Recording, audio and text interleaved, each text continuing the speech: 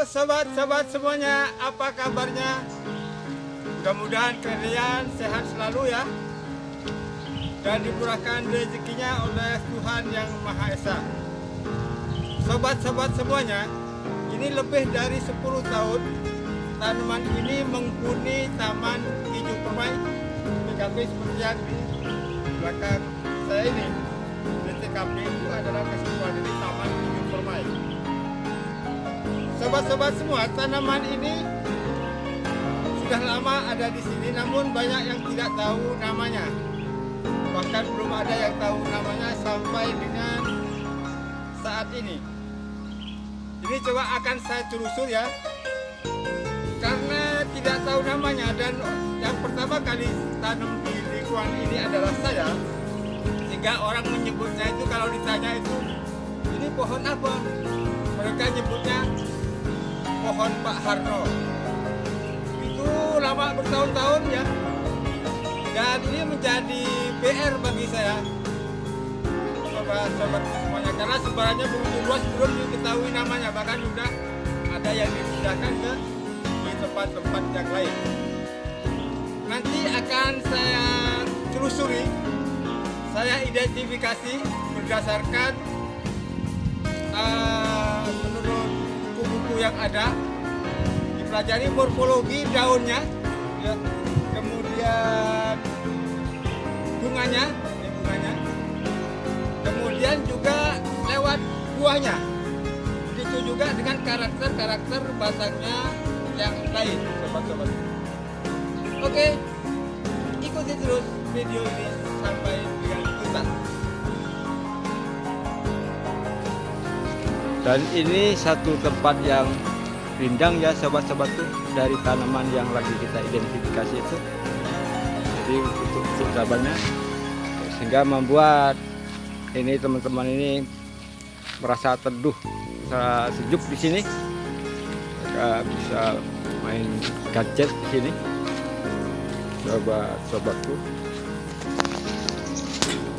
Dan kita lihat itu pang-pang di atasnya itu ya. Nah, ini sobat-sobatku, dia cenderung tegak lurus dengan pohonnya, dan sangat rapat ini cabang per cabang ini. Dia tumbuh dari sisi kanan, sisi kiri, samping, sobat-sobatku ya, sehingga membuat keteduhan seperti ini. Yuk kita lihat yang karakter batangnya yang lain ya. Nih sobat-sobatku, ini ada yang dibentuk seperti ini ya, nah, seperti ini, sehingga dia bisa untuk tempat nongkrong ya, di bawah sini. Dan ini yang ada di pinggir kolam ya.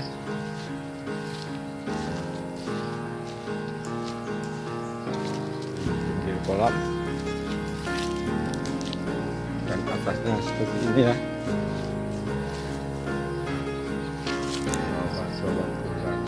Ya.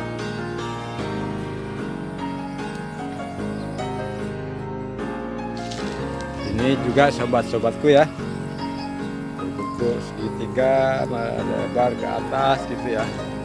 Di atasnya rimbun, hingga di bawahnya bisa di tempat kursi untuk nongkrong seperti ini. Ini juga sobat-sobatku ya, ini lihat satu cabang ini kemana. Oh, dia bertemu di sini dengan yang batang yang ini. Nah, ini sobat-sobatku, ini untuk selfie, untuk teduh di sini, sobat-sobat sekalian. Dan ini juga sobat-sobatku ya, ini pas di pinggir main road atau di pinggir jalan raya, sehingga suasana di bawahnya seperti ini.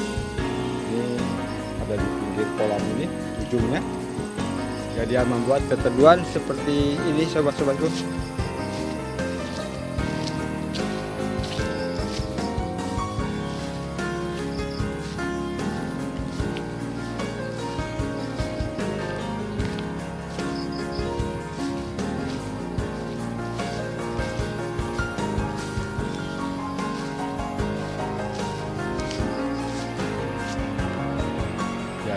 depan ini juga sobat-sobatku ya.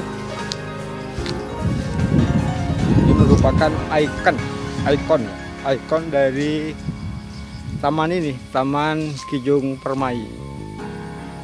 Artinya dia adanya yang menjadi ciri khas daripada taman ini adalah tanaman ini. Sobat-sobat semuanya,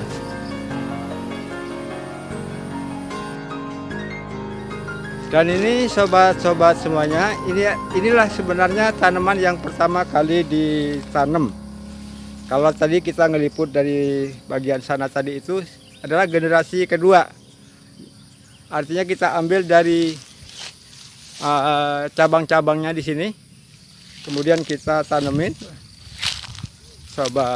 sobatku, sehingga nampak di sana bagian atas sana gundul ya, karena sering diambil cabang-cabangnya untuk dikembangin, ditanam, disebar ke berbagai sudut, sobat-sobat semua.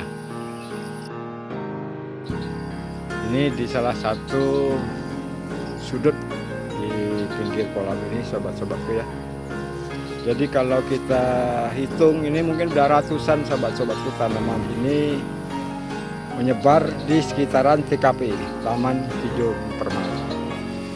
Dari dulu yang hanya beberapa pohon, yang pohonnya tadi pohon induknya yang pertama sudah gundul, sobat-sobatku, ini sudah tersebar ke berbagai sudut di TKP Taman Kijung Permai. Nah, ini juga sobat-sobatku ya, kiri kanan tanggul yang membelah dua kolam ini, kolam yang atas sama kolam pemancingan yang di bawah ini. Ini juga ditanemin tanaman ini, sobat-sobat. Jadi dia berdaun lebar, hijau, kemudian rindang, sehingga dengan morfologi daun yang seperti itu dan lebat ya, maka dia bisa membuat sejuk, karena mungkin udara panas yang diterima itu diserap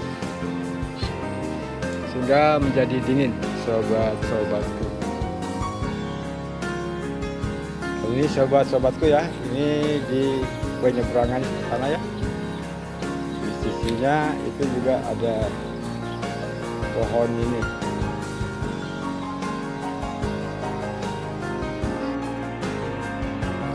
Dari morfologi daun ya, kemudian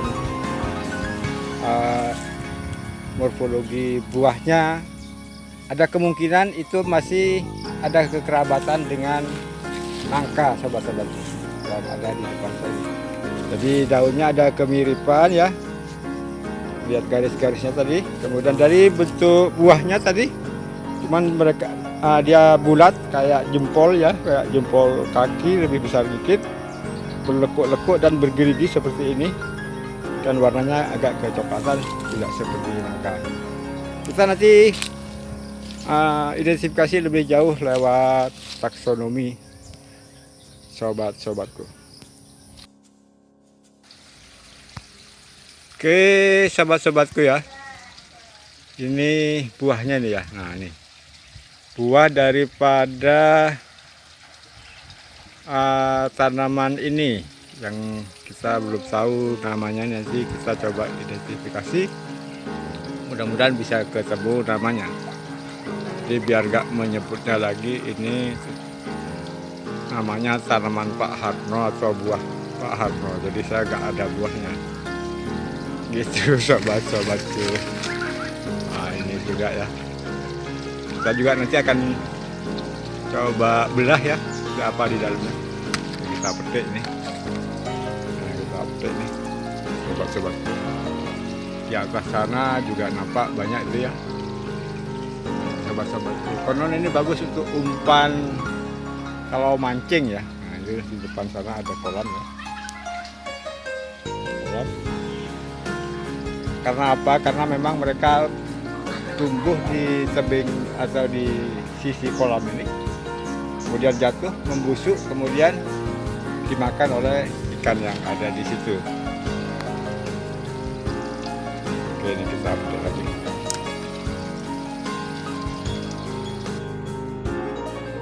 Oke sobat-sobatku ya, ini saya coba membelah ya. Ini penampakan atau morfologi di dalamnya ya. Dia ada core-nya ya, ada core atau hatinya ya. Ini hatinya. Kemudian ini ada biji kecil-kecil. Ada biji kecil-kecil. Nah, ini sahabatku ya. Dan di luarnya seperti ini ya, penampakan di luarnya bergerigi dan ada lekuan. Warnanya apa ini ya? Antara kuning sama coklat ya. Kuning coklat atau hijau nih. Ini sobat-sobatku. Nggak tahu rasanya seperti apa, saya akan coba ya.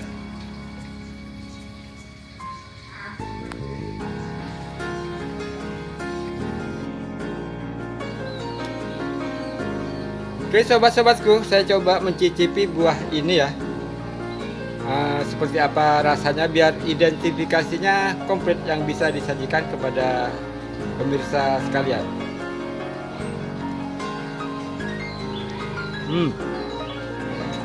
Renyah, agak sepet-sepet gitu ya.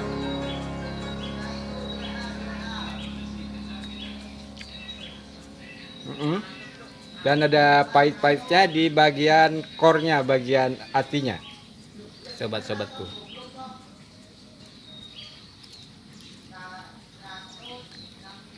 Oke, saya tidak memakannya secara keseluruhan karena memang belum pernah pengalaman makan ini ya, sobat-sobatku.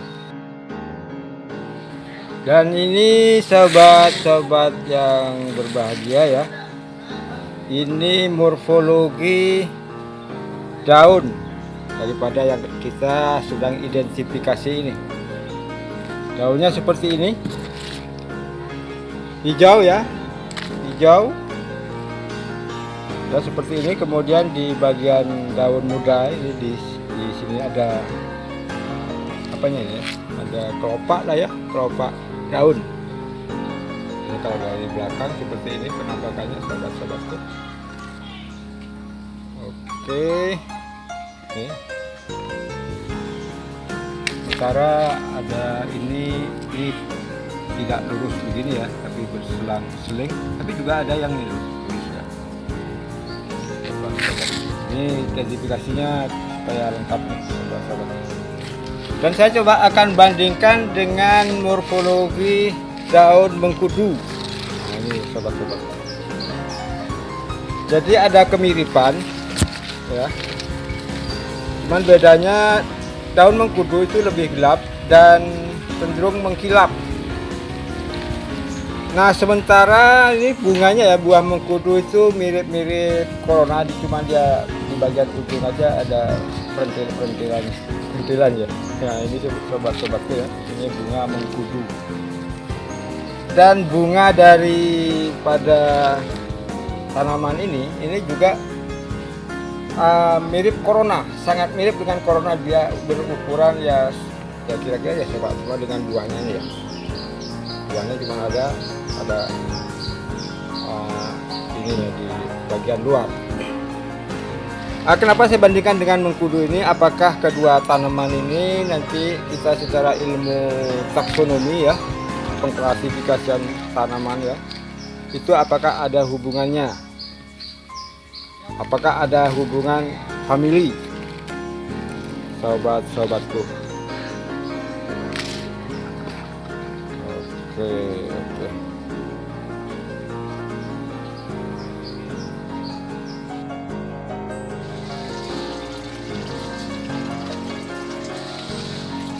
Oh ya sobat-sobat yang berbahagia, sebelum kita lanjut video ini, tolong di subscribe ya, like, mungkin ada pertanyaan atau komentar bisa kasih komentar di kolom komentar di bawah ini. Sobat-sobatku, kemarin saya juga membanding-bandingkan dengan beberapa tanaman atau buah-buahan ya, diantaranya sama nangka ya, sama nangka. Ternyata secara taksonomi sama nangka itu berbeda jauh. Hanya dia masuk di dalam sama ya, di kingdomnya itu adalah class B, tapi masuk di divisionnya itu udah ke bawah sudah beda. Ordonya, kelasnya sampai dengan spesiesnya sudah beda. Dan ternyata yang paling dekat itu adalah dengan mengkudu. Nah, di sini juga dia nyebutnya pace. Jadi ternyata dekat ya. Kalau kita lihat morfologi daunnya hampir sama ya, sama. Kemudian dengan itu juga lihat pam-pamnya ini, cabang-cabangnya juga sama ya. Dia tegak lurus ini rata-rata, kemudian dia kuat. Tidak gampang patah kalau kita naik dulu yang tinggi. Jadi sobat-sobatku, jadi dengan mengkudu ini ternyata kekerabatannya sangat dekat. Mulai dari Franke, Dixon, Ordo, kemudian dalam satu family, dalam satu keluarga. Cuman ke bawahnya sudah beda ya, genusnya sudah beda, apalagi spesies. Oke.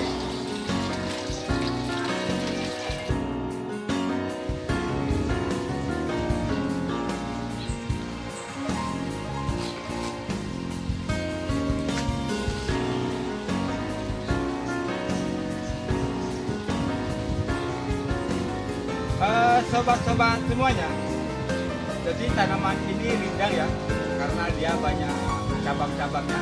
Kemudian daunnya lebar, bersap, sehingga kalau dari atas itu bersap, membuat suasana rindang. Begitu juga kalau saat musim hujan, dia tendangan hujan, energi kinetis dari hujan itu tidak terlalu kuat untuk ke tanah, dia tidak erosi banget. Apalagi ya bisa memang toleran terhadap air, maka di sepanjang sisi kolam ini itu kita tanamin tanaman ini.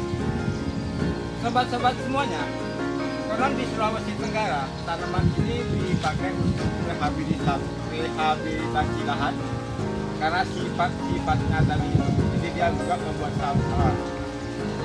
tanah jadi bagus, tidak erosi. Bagi mungkin di sana banyak rawa-rawa juga. Satu hal lagi sobat-sobat semuanya, bahwa di Australia tanaman ini buahnya yang seperti ini nih, ini suku aborigin suka memakannya. Tak tahu caranya seperti apa, kita juga nggak tahu. Kalau kemarin saya coba itu kan agak cepat, tidak berasa gitu, cuma ternyata. Dan konon ini daun mudanya kira-kira yang masih merah-merah seperti ini sobat-sobat ya, itu ini bisa untuk lalapan, bisa langsung dimakan ya.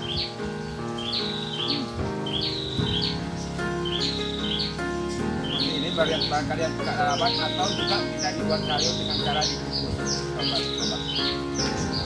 Oke sobat-sobatku, saya sudah lakukan identifikasi berdasarkan morfologi daunnya, berdasarkan bentuk bunganya, kemudian begitu juga dengan buahnya, batangnya, dan sifat-sifatnya yang lain. Saya pergunakan aplikasi namanya Planet. Di App Store itu ada, kita masukin dulu ke situ, kita cari yang paling mendekati di situ. Ternyata namanya nama latinnya adalah Nuclea orientalis. Nuclea orientalis dari famili Rubiaceae. Kemudian kalau nama lokalnya ternyata karena sifat-sifatnya yang gempal, maka ini tanaman ini dinamakan pohon gempal atau gempol. Jadi tanaman ini sangat kuat kalau diinjek gitu ya. Pampangnya diinjek itu kita aman aja, nggak bakalan patah seperti beberapa pohon yang lain. Jadi namanya pohon gempol atau tumpal. Dan sobat-sobatku, di beberapa literatur belakangan ini itu menamakan pohon ini karena bentuk bunganya yang seperti corona ini ya. Seperti corona ini, ada juga yang menyebutnya pohon corona. Namun ini nama baru yang di ini. Secara pribadi saya tidak setuju dengan nama corona, pohon corona itu ya, karena persamaan buah yang bunga yang berbentuk corona itu juga banyak dari pohon-pohon yang lain, banyak pohon perdu juga bentuknya seperti buah corona, seperti corona. Jadi kita pakai nama keseharian adalah pohon gempol dengan nama latinnya yaitu Nuclea orientalis. Sahabat-sahabat, bukan lagi pohon Pak Harno ya. Mulai hari ini jangan sebut lagi nama pohon Pak Harno, tapi pohon gempal atau gempol atau Nuclea orientalis. Oke?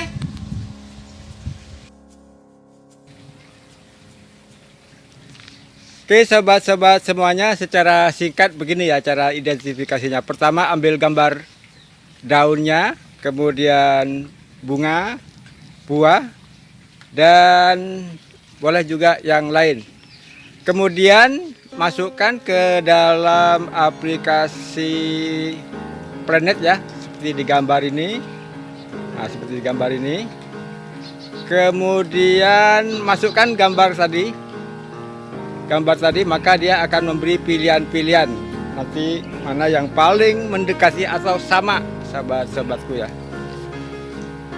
Maka dari hasil identifikasi tersebut diperoleh ini namanya tadi itu ya Nuclea orientalis. Jadi ini hampir sama dengan mengkudu atau pace. Nah, ini kalau pace ini ya, yang sebelah kiri ini apa namanya klasifikasinya Kingdom Plantae, kemudian subkingdomnya Tracebionta, kemudian super divisinya Spermatophyta, divisinya Magnoliophyta, kelas Magnoliopsida, ordonya Rubiales, kemudian familinya Rubiaceae, genusnya Morinda, kemudian spesiesnya adalah Morinda citrifolia L. Itu untuk pace atau mengkudu. Sedangkan untuk gempol ini sendiri sahabat-sahabatku yaitu sama ya. Jadi ada kedekatan dengan mengkudu. Jadi familinya sama. Kingdom sampai dengan family itu sama, yaitu familinya Rubiaceae. Kemudian baru genusnya itu adalah Nuclea. Dan spesiesnya adalah Nuclea orientalis L. Nah, sobat-sobatku, di samping dinama gempol ya, untuk tanaman ini juga dinamakan Lonkida. Itu di buku-buku banyak juga disebut, setelah telusuri itu disebut Lonkida. Namun dalam bahasa sehariannya adalah gempol, sobat-sobatku.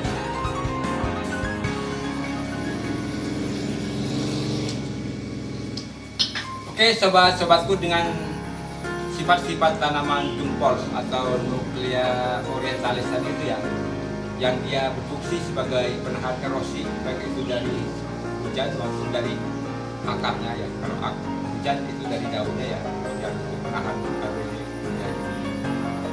Dari dari akarnya yang cukup kuat ya. Kemudian dia toleran terhadap berbagai macam kondisi ya. Maka sangat recommended untuk ditanam di kolam-kolam buatan ya, reservoir yang mungkin di sekitar Anda ada membuat reservoir atau bendungan ya. Itu dikasih teteduhan dengan menggunakan pohon gempol. Pohon gempol ini sangat bagus. Dan itu bisa juga buahnya juga yang jatuh ke dalam kolam itu, ke airnya itu juga bisa berfungsi sebagai pakan dari ikan-ikan yang ada di situ, sobat-sobatku. Oke, terima kasih atas segala perhatian. Sampai jumpa di lain kesempatan. Saya kiri sampai di sini. Oke?